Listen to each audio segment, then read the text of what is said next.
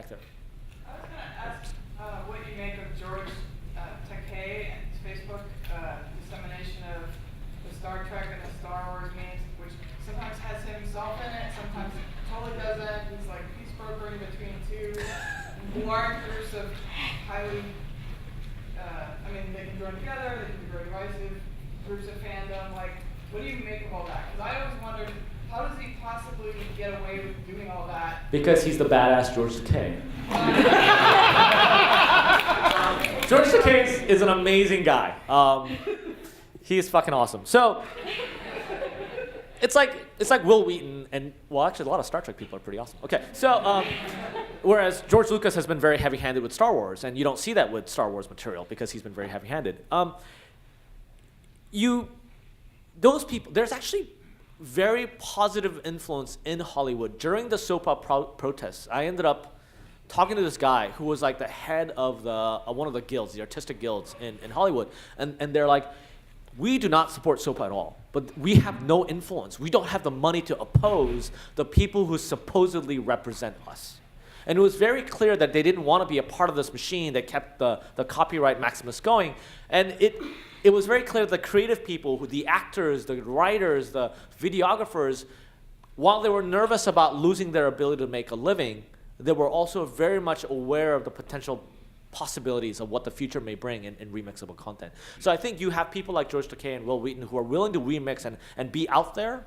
And I would love to see more of them speak up and say, this is actually a great net positive for future generations. And the more we start to crack down on supposed intellectual property, the worse we will get. And literally, we will fall behind in the world. China has virtually no copyright protections of any kind. And I don't think anyone can say, even in a repressive regime, that their culture on the internet is any worse than ours. In fact, their culture is actually far, far more advanced than you would think for a country that is impoverished compared to the United States, because they're able to have no restrictions on the remix of commercial content. Their speech is politically prohibited. However, when it comes to commercial content, it is the Wild West, and they're certainly having a lot of fun. And their internet companies and their media companies are growing at an incredibly fast clip. Yes. You, yes. Creative Commons, thinking around that as maybe a potential solution for it, but yet it hasn't gone mainstream in a lot of ways. A lot of people, very few content creators, at least on a bigger level, their initial instinct is, let's just license it Creative Commons. That's not the default. The default is, I have copyright, I'm giving something up to license as Creative Commons instead. How can we restructure, as part of the solution to restructure the thought pattern with the public is, my default is Creative Commons? Yeah, giving people voluntary control over what is and isn't copyrightable material creates more confusion than it actually solves. Creative Commons is a fantastic idea, but what it requires is universal application and universal adoption of Creative Commons. Copyrights work because we all agree to abide by the same rules, not because some people abide by the same rules. Copyright will be better when what people write on Tumblr about copyright becomes the norm. I meant no harm. If you want me to take it down, I will. That is actually the norm of society today. And what we've created is a cultural prohibition, the gap between what we believe is how copyright works in the law versus how society sees it and understands it, is the gap of cultural prohibition in the United States today. So I don't see them merging that gap. You continue to see copyrights get enforced and us being bound by treaties like ACTA, where we continue to go down the path of more protection and more draconian problems. And we have a society that doesn't give a fuck about those laws. And so I don't know how we'll ever divide that gap, but I think that it's really important for companies like us and companies like, well, maybe not Facebook, companies like Google, who are willing to stand up and say, guys, we need to stop this madness where society is constantly being constrained by a law that they don't understand or even agree with. Because if you ask the average person, they will tell you that the fine for downloading a song illegally on the internet should be no more than $100, yet people are going to prison. So when you actually look at those gaps, I think there will be a whiplash. I think that there will literally be a point where society says, you know what, this has gone way too far and we can't deal with this anymore. And so we will de facto legalize, we will immunize, we will actually grant amnesty to those of us who believe that copyright should work the way society works. So, yes? This is more kind of a segue to your previous point of intellectual property rights in the Far East.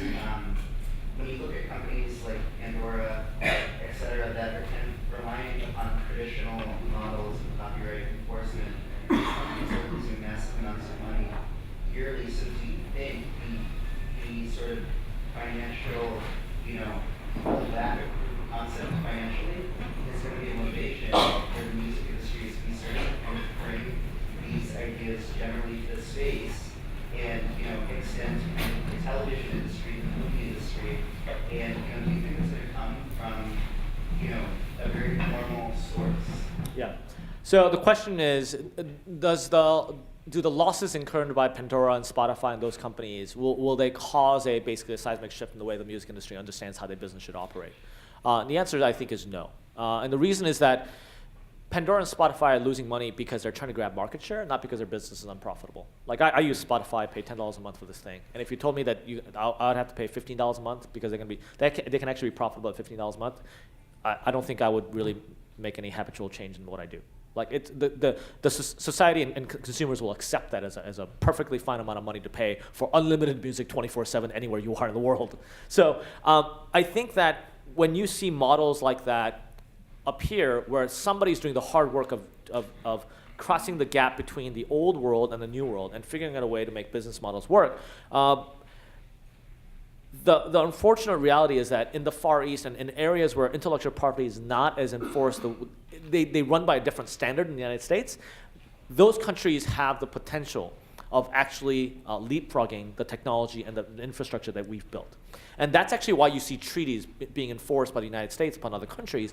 It's not that the United States believe that it is an intellectual property right and we should have fundamentally these things that we believe in and that it should be universal around the world. It's that developed countries are actually afraid that by not enforcing the same IP constraints upon other nations, that they will leapfrog the advances that we've made here. In other words, it is better for everyone to have one foot chopped off than for everybody to be on both feet.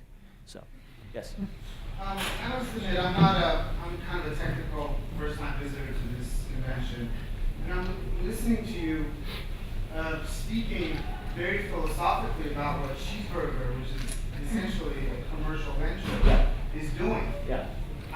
Forgive me, but I'm not understanding exactly this great thing that you're achieving by, waving the flag against intellectual property protection. What is it that succinctly you would explain to a Luddite like me that you're accomplishing that is so high-minded that justifies all of the things that people such as this guy are opposed to? Sure. Or their view of what they think you're doing in terms of like almost forced way of being raping. So what is it that you can most succinctly explain that you're doing with your undertaking, other than the money aspect?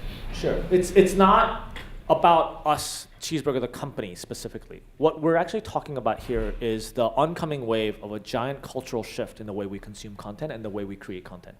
So for the first time in human history, people are more likely to engage with the content that they consume than ever before. And we are a drop in the bucket. I will be lucky if Cheezburger is a footnote in the history of the cultural shift that's coming. And so what I'm fighting for isn't just for Cheezburger. What I'm fighting for is the same thing that a lot of us believe in, which is that it is better for people to allow them to participate and remix content and to be a participant instead of just a passive follower and consumer. So that people are educated, that people are involved. It's not human enlightenment. It would be going too far as to say that watching a funny caption is human enlightenment. But it is very tightly coupled with happiness. That's the reason why people come to our site. So that's what This is the whole crux of it. I can sell happiness through porn that I can charge for. I can sell Man happiness cannot through live on bread Comedy alone. Central.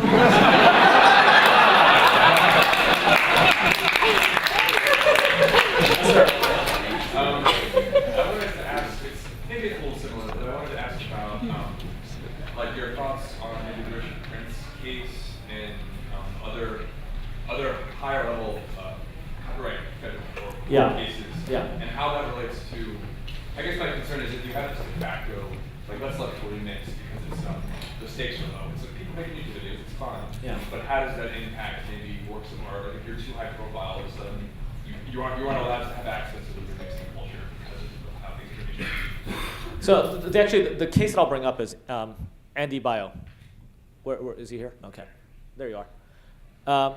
I'm gonna speak on your behalf. Okay. So you don't get in trouble. Andy Bio was sued by the guy who owns the copyright to Miles Davis's cover of Kind of Blue. Beautiful photo, work of art, arguably. Andy remixed it, created a 8-bit version of the album, and it was awesome. He also created a bitmap version of the photo and used it as the cover. And Andy was sued by the photographer. How old is that photo? Okay, 50-year-old album cover. 50 years old, half a century, an icon that is part of our collective memories. I saw the album cover that Andy made, and I saw the representation, but it was completely transformative to me.